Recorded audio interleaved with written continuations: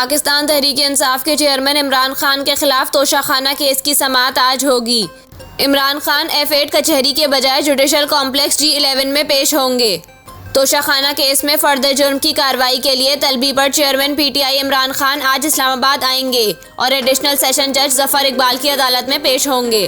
Chief commissioner Islamabad के मुताबिक case की समाअत जिलाई कचहरी से जुडिशल कॉम्प्लेक्स मुंतकिल कर दी गई है। इमरान खान की पेशी के मौके पर जुडिशल कॉम्प्लेक्स के एतराफ सिक्योरिटी हाई अलर्ट रहेगी। सिर्फ मुतल्लिका और महदूद अफराद को जुडिशल कॉम्प्लेक्स दाखिले की इजाज़त होगी, जबकि PTI कारकुनान के दाखिले पर मुकम्मल पाबंदी आयद की गई है।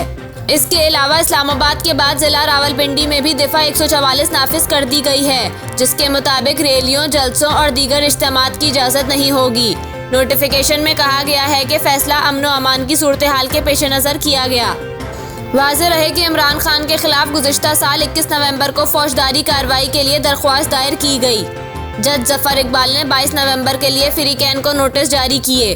12 दिसंबर को इमरान खान के खिलाफ तोशाखाना रेफरेंस में फौजदारी कार्रवाई का बाकायदा आगाज हुआ और 15 दिसंबर को अदालत ने दरख्वास्त को काबिल समाअत करार देते हुए इमरान खान को तलबी के नोटिस जारी किए।